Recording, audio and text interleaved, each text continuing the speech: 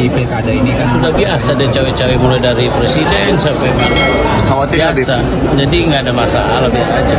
Karena nanti kalau misalnya Pak Jokowi nyodorin Kaisang jadi wakilnya RK misalnya. Sudah nyodorkan. Sudah nyodorkan. Ya kita lihat saja. Itu nyodor. Saya biasanya nggak percaya pada si Abu nih, teman saya juga.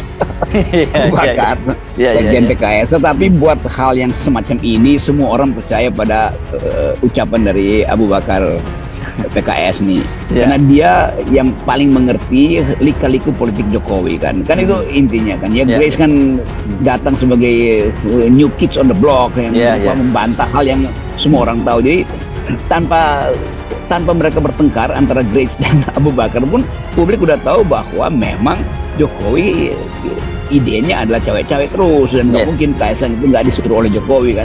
Itu hal yang simpel aja. Ngapain Grace mesti membantah hal yang simpel, justru jadi konyol. Dan orang tahu bahwa Grace memang dipakai untuk mengucapkan untuk membantah sesuatu yang udah jelas. Saya ngomong Pak Jokowi, Pak Kaisang boleh maju nggak boleh. Pernah kan? Iya kan? Betul. Yang Mas Kaisang bilang itu kan Pak Zul gitu. Saya pernah tanya, Pak, gimana Pak kalau Kaisang begini-begini? Jangan Pak Zul, gimana nyuruh?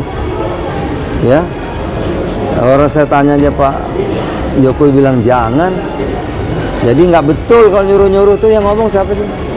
Sekjen PKS. Oh nggak benar, kapan Sekjen PKS ketemu Pak Jokowi? Tahu dari mana dia? Dia kapan ketemunya? Kok kayak pernah ngobrol gitu? Nggak pernah. Saya ketemu nanya. Ayo, benar saya apa benar sana? Itu loh. Mungkin partai-partai yang perlu. Orang tiba pada tahap muak melihat kelakuan Pak Jokowi itu. Yang walaupun dibela-bela, apalagi dibela oleh Grace. Nah, orang makin anggap nih Grace ngapain sih? Dia diam aja juga udah lebih bagus. Dia bela justru orang makin tahu bahwa kebusukan istana itu memang berlangsung terus, sehingga pembelaan harus makin lama makin canggih itu. Cara Grace membela kan canggih betul kan, nggak mungkin lah kan presiden selalu berdiri di atas semua golongan, ya itu kan pembelaan yang normatif yang nggak ada isinya tuh secara faktual. Ya, dan apalagi udah ada pakem baku di publik kalau Pak Jokowi menyatakan tidak itu berarti ya, kalau menyatakan iya itu berarti tidak. Tuduhan-tuduhan bahwa Jokowi menitipkan nama Kaisang ke berbagai partai politik itu juga sudah dijawab sebenarnya oleh Mas Kaisang sendiri. Ya, itu fakta yang tidak benar, itu gosip. Jadi kita tidak bisa merespon gosip. Kita nanti setelah fix saja. Apalagi Projo kan bukan partai politik ya, pasti gini, gitu. Ya, dan tidak mungkin juga Pak Presiden menjajakan anaknya ke partai-partai itu saya pikir degradasi. Itu narasi yang dibangun yang menurut saya narasi usang sebagai sebuah upaya mendegradasi Jokowi.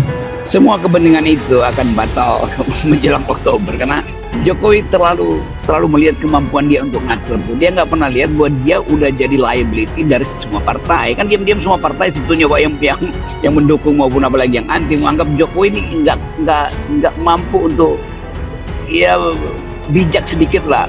Jadi memaksakan terus-menerus itu kan menjengkelkan publik. Ya. Jadi saya mulai lihat bagaimana para pendukung Jokowi justru mulai merasa ini kok rakus banget ya orangnya. Dan itu yang memungkinkan kita anggap bahwa Jokowi akan jatuh sendiri itu. Karena basis pendukungnya itu tinggal surveyor yang juga buta huruf terhadap keadaan kan, terhadap kenyataan.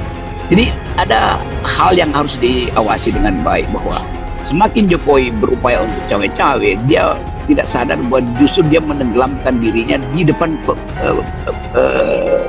pemujanya sendiri kan.